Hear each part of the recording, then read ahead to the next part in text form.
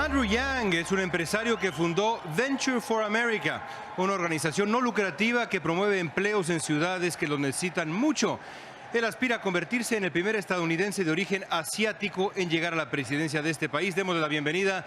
Time to welcome the next Democratic candidate, entrepreneur Andrew Yang.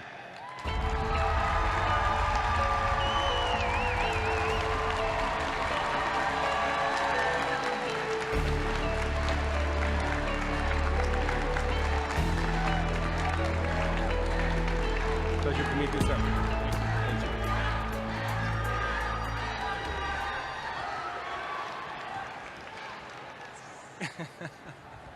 Welcome. Thank you so much for having me. It's great to be here. Hello, California! So, Mr. Yang, California, as you know, is the nation's largest fresh food producer. There are 700,000 farm workers in this state. Many of those jobs will be at risk in the coming years due to automation. And the same could be said of Florida, of Iowa, many places around this country. What specific steps would you take to help those thousands of farm workers with the adjustment to such a change? I'm so glad you're raising the fact that technology will impact agricultural workers, because it will. And if you Google right now, you'll see there are robot strawberry pickers, there are robot machines now in use on farms around the country that are going to displace many, many workers. The goal should not be to try and forestall this progress. The goal should be to rewrite the rules of the economy so that it works for all of us. And my flagship proposal of a dividend of $1,000 a month for everyone in the country would help move the entire country forward and rewrite the rules so that we actually feel like participants in the gains of the 21st century economy, whereas right now more and more of us feel like we're being left behind. Many of those workers, most of those workers actually are immigrants. How would you help them specifically? Well, I'm the son of immigrants myself. My parents met as graduate students right here in California. And I know that immigrants make our country stronger, more dynamic, both economically and culturally. The people who are here in this country who've immigrated here for a better life, we need to create a path to citizenship for those people over the days to come so that they feel like they have a path forward and are integrated into our country. Right now we're in a situation that to me is unsustainable. We can't pretend that we can somehow deport 12 million plus people without collapsing regional economies and being inhumane in a way that would be completely against our values. Oh, it's true. It's a complete fantasy. And so we have to try and move forward and integrate these 12 million plus people into our society over time. Here in California, income inequality is particularly severe, so much so that people are actually leaving the state. How do you plan to address income inequality specifically? Income inequality has been with our country for a long time. It's getting worse now because of the extreme winner-take-all nature of the 21st century economy. But Martin Luther King, in the 1960s, in 1967, was arguing for a guaranteed minimum income for all Americans.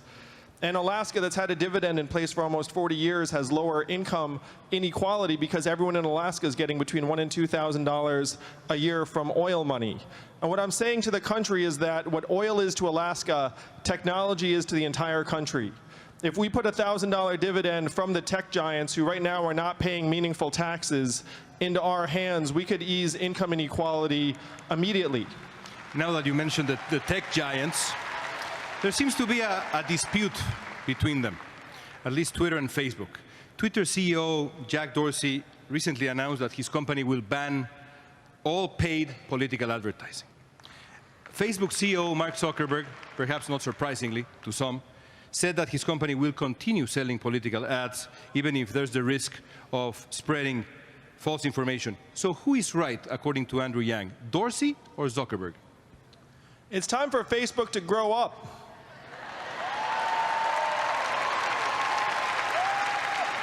They talk about being a world leader and a company that's actually trying to look out for the public interest, but they refuse to take responsibility for the truth of political advertisements on their platform. This is something that cable networks already have the ability to do.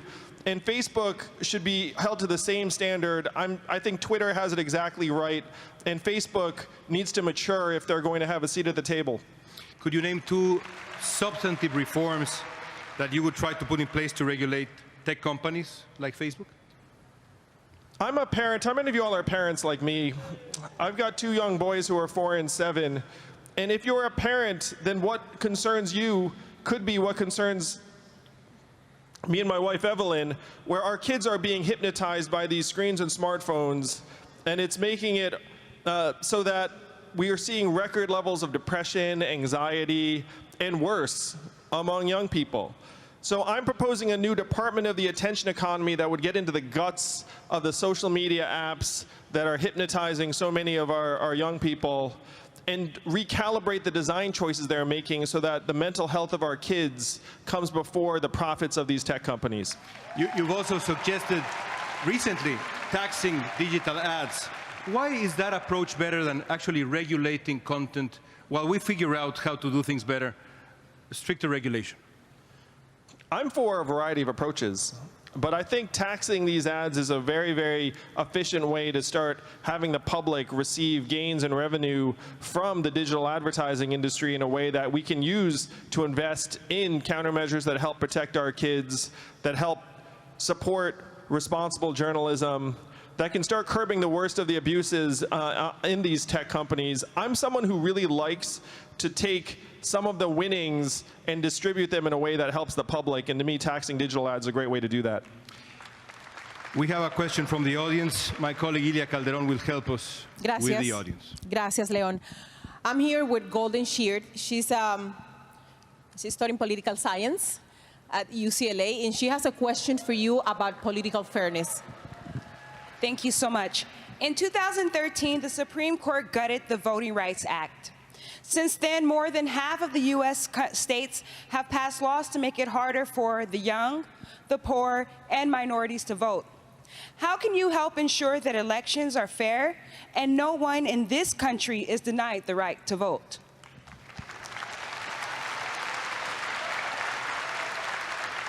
Thank you for the question. It's fundamental. We need to trust in our democracy, and we need to trust in our young people. So first, I would appoint justices to the Supreme Court that believe in the principles of the fact that we need to let our young people have the ability to vote and not have states be able to push them away from the ballot box. I'm also for lowering the voting age to 16, because if you're 16 years old, you can pay taxes, you should have a say in what goes on in our country, you're going to be here for longer. And studies have shown that the younger you are when you first vote, the more likely you are to vote throughout your entire lifetime. We can make all of our high schools in the country political hotbeds, because if juniors and seniors could vote, then we'd be activating high schools around the country, and this would make it so that young people have a say consistently throughout their lives in adulthood.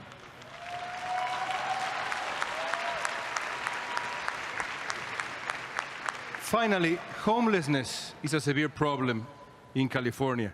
You're an original thinker, an innovator. What can you do to help alleviate this problem? Homelessness is a crisis not just in California, but around the country, though I think it is worse in California in many of your communities. And I've talked to people who are working to address homelessness at the ground level, and what they tell me is the first thing they try and figure out when they identify someone who's struggling and on the street is whether that person is entitled to any government benefits or revenues that they can then use to help get that person off the street and into a shelter. So under my flagship proposal of a freedom dividend of $1,000 a month for every American, we'd all of a sudden have $12,000 a year to allocate to each person on the street to help get them into shelter, get them off of drugs, get them into a situation where they actually can start participating in our society again. This is the only way we're going to address the homelessness crisis, by putting massive resources to work. Because right now, what is the value of getting a homeless person off of the street and into shelter? It's unclear. We need to actually value every single human being, and then when there's someone who's on the street, we will know that if we help them, that actually has immense value for our society. Thank you, Mr. Yang. Pleasure to meet you. Thank you for being with us.